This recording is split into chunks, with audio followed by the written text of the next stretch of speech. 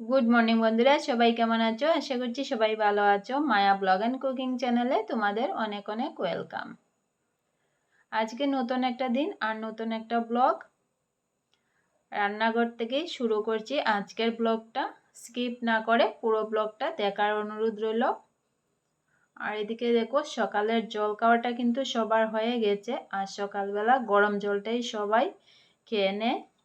আর ছোটো ছেলে তো জল টিফিন খেয়ে পড়তে চলে গেছে, আর বড় ছেলে বসে ক্লাস করছে। আর এদিকে দেখো, তোমাদের দাদাভাই আর আমার জন্য লাল চাটা করে নিচ্ছি।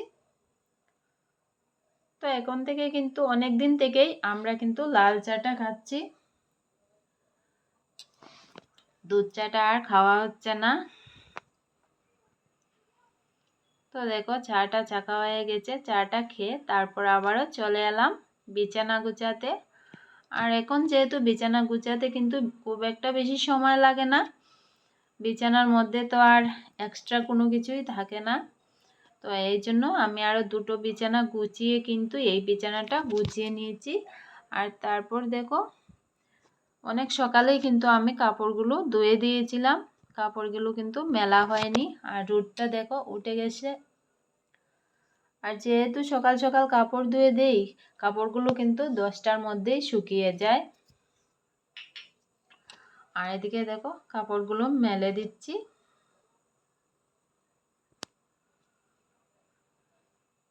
বেশ কয়েকটা কাপড় ধুয়ে দিলাম। তারপর দেখো, চলে এসেছি সকালের টিফিন করতে। আর এদিকে কিন্তু কাপড়টা ধুয়ে আমি ঘরটা ঝাড় দিয়ে ঘরটা মুছেও নিয়েছি। তারপর কিন্তু টিফিনটা করতে চলে এসেছি। আর এদিকে দেখো, আমি পেঁয়াজটা দিয়ে দিয়েছি আলু ভাজা করব। আর এটা হচ্ছে আলু ভাজা বা ডিম আলুর জোড়াও বলতে পারো। কেউ কেউ আবার ডিম আলুর জোড়াও বলে থাকে, বা আলু ভাজাও কিন্তু বলে থাকে। আর এদিকে আমি একটু হলুদ, লবণ, লাল লঙ্কা, মরিচের গুঁড়ো দিয়ে একটু নাড়াচাড়া দিয়ে আমি ঢেকে দেব। আলুটা সিদ্ধ হয়ে যাবে। আর দেখো, আলুটা সিদ্ধ হয়ে গেছে। এবারে আলুটাকে আমি একটা সাইডে রেখে এর সাইডে কিন্তু আমি একটা ডিমের জোড়া করে নেব। আর এই ডিমের জোড়াটা মিশিয়ে আলু ভাজিটা করলে কিন্তু খেতে ভীষণ ভালো লাগে।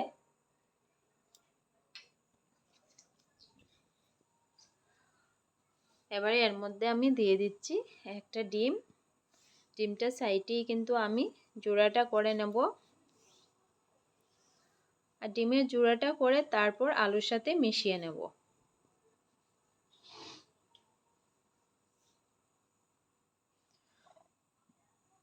তো দেখো, ডিমের জোড়াটা করে এদিকে আমার আলুর সাথে কিন্তু মিশিয়ে নিচ্ছি। এভাবে করলে কিন্তু রুটির সাথে খেতে ভালো লাগে। আর এদিকে কালকে রাতের কিন্তু রয়েছে আরও কিছুটা সবজি, এ দিয়েই কিন্তু সকালের রুটিটা খাওয়া হয়ে যাবে। আর আলুর জোড়াটা করতে কিন্তু খুব একটা বেশি সময় লাগে না, তাড়াতাড়ি হয়ে যায়। তো যেটা করতে সময় কম লাগবে সেই জিনিসটাই করে নিই। আর এদিকে দেখো, তোমাদের দাদাভাই বাজার থেকে চলে এসছে। আর এখানে দেখো, কিছুটা মাছও নিয়ে এসছে। তো আজকের মাছ কিন্তু কাটাই আছে আর পিস করা একদম। তো মাছগুলো ভালো মতো ধুয়ে নেব।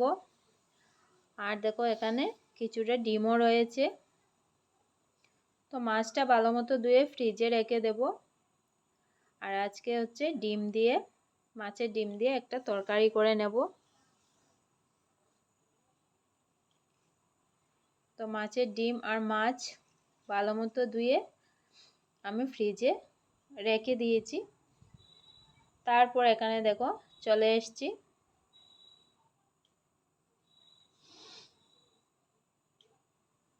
রুটিটা করতে। আর এদিকে আমি রুটিটা বেলে দিচ্ছি, আর তোমাদের দাদাভাই কিন্তু ফুলকো ফুলকো করে রুটি বেজে নিচ্ছে। আর তারপর সব কিছু রেডি করে কিন্তু রান্না করতে চলে এসেছি। সকালের টিফিনটা কিন্তু সবার খাওয়া হয়ে গেছে। আর দেখো, এখানে আলু কেটে নিয়েছি, পেঁয়াজ আর টমেটোটাও কাটা হয়ে গেছে। আর এখানে দেখো, পেঁয়াজ, কাঁচা লঙ্কা, হলুদের গুঁড়ো, লাল লঙ্কা মরিচের গুঁড়ো, লবণ সব কিছু দিয়ে আমি মাখিয়ে রেখেছি। আর কড়াইতে কিন্তু তেলটাও দিয়েছি, তেলটা গরম হয়ে গেছে। এবারে মাছের বড়াগুলো করে নেব। তো এবারে মাছের বড়াগুলো করে কিন্তু তরকারিটা করে নেব। তো এভাবে মাছের বড়া করে আলু দিয়ে ঝোল করলে কিন্তু খেতে দারুণ লাগে। তো এদিকে তো আবার নিরামিষ রান্নাও রয়েছে, তো মাছের ডিম দিয়ে আলু দিয়ে একটা তরকারি করে নেব। আর স্নান করে এসে নিরামিষ কিছুটা রান্না করে নেব, এ দিয়েই কিন্তু দুপুরের খাওয়াটা হয়ে যাবে। তো দেখো কথা বলতে বলতে কিন্তু আমার মাছের ডিমের বড়াগুলো হয়ে যাচ্ছে।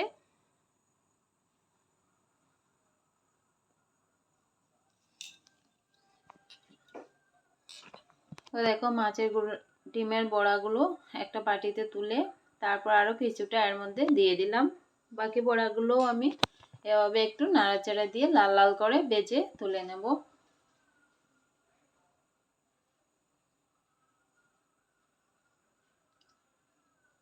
তো দেখো এখানে আমার সব কটা বড়া কিন্তু ভাজা করা হয়ে গেছে।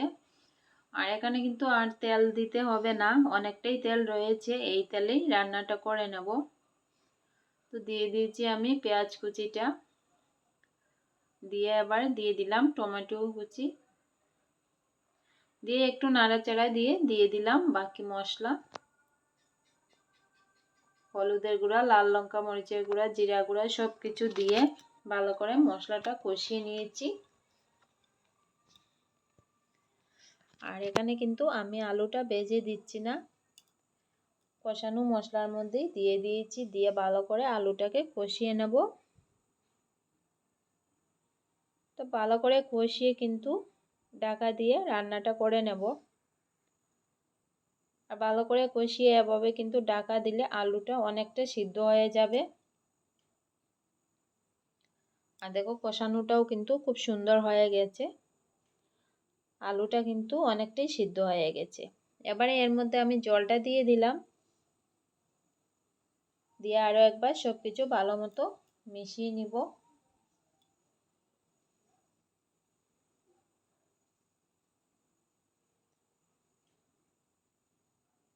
এবারে এর মধ্যে দিয়ে দেব আমি ভেজে রাখা বড়া। তো সব কটা বড়া এর মধ্যে দেব না, কিছুটা বড়া রেখে দেব শুধু শুধু খাওয়ার জন্য।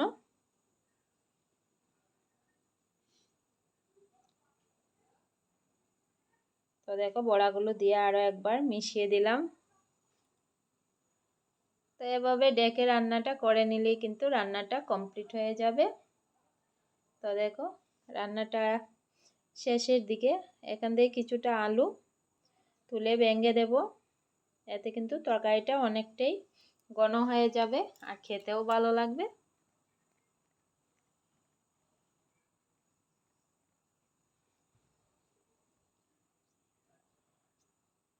তো দেখো আলু ভেঙে এর মধ্যে দিয়ে দিলাম, দিয়ে আবারও ভালো করে মিশিয়ে নিচ্ছি।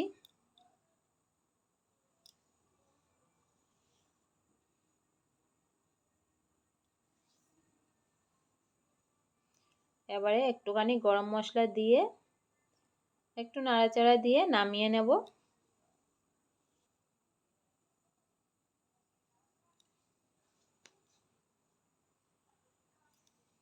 তো দেখো রান্নাটা কমপ্লিট হয়ে গেছে, আর কালারটা দেখো কতটা সুন্দর এসছে। এদিকে রান্নাটা শেষ করে চুলোটা মুছে কড়াই মেজে তারপর রান্নাঘরটা মুছে স্নান করে কিন্তু আমি নিরামিষটা রান্না করে নেব। তো দেখো আবার রান্না করে স্নান করে চলে এসেছি নিরামিষ রান্না করতে। তো দেখো এখানে ভাতটা বসিয়ে দিয়েছি প্রেসার কুকারে, আর এখানে দেখো সবজিটাও কেটে নিয়েছি।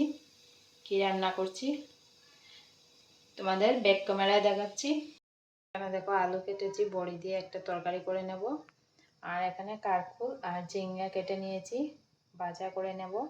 আর এখানে দেখো পনির, বেশি না শুধু 5 টুকরো নিয়েছি, শুধু মার জন্য করব। আর এখানে দেখো বড়িটা নিয়েছি। তো বন্ধুরা, আজকে আর নিরামিষ রান্নাটা তোমাদের সাথে নিরামিষ রান্নাটা করা আর দেখাচ্ছি না। তো রান্না করেই কিন্তু তোমাদের আবার দেখিয়ে দেব রান্নার ফাইনাল লুক। তো রান্নাটা করে নেই, তারপর আবারও তোমাদের সামনে আসছি।